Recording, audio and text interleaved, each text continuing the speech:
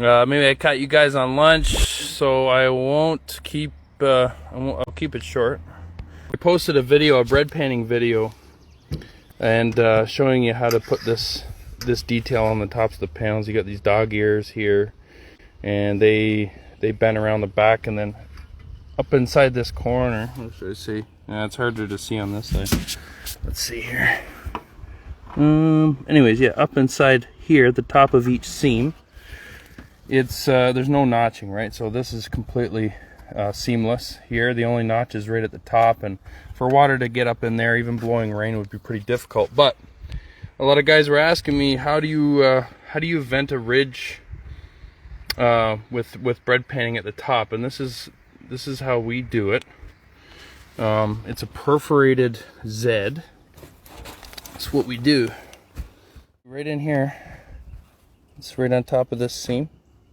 That's the screw, and I've tucked this perforated piece. Now you can see that the tops of this really cleans up the tops of these bread pans, because if we left it just like this and we opened up our ridge, blowing snow would get right in here through all these perforations. It basically infiltrates through here, blows across, the air blows across, carries the snow in with it, and dumps it right inside the attic space. Now, to prevent that, I'm incorporating like a Cobra vent. This is called Rapid Ridge. I get it from a supplier here in Ontario. Whenever I do these live streams, my memory goes completely blank, so bear with me. This right here, this is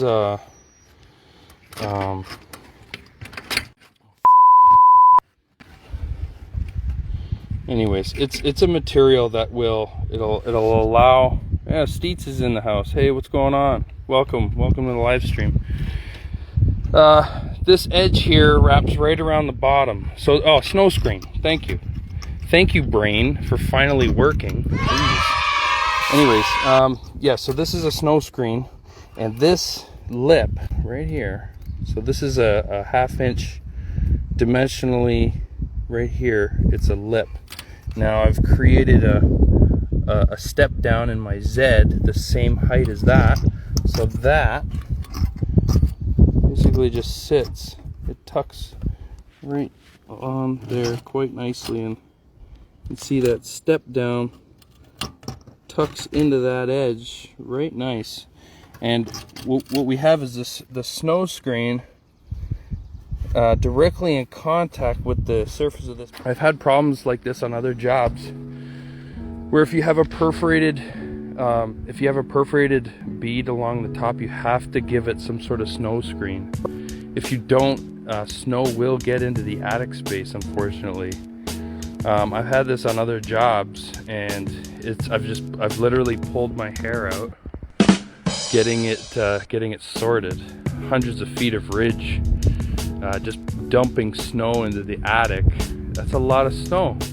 Even just one snowstorm, that's a lot of snow. I put a cap on. Yeah, basically the cap pinches this edge and it holds it right in place. Yeah, so we have 6 1/4. Yeah, I got a 3/4 inch turn on the bottom, and when incorporated with this mesh here, it fits very nice. Very nice. You can see that it basically pressing up against the underside of the cap, which I thought was pretty cool.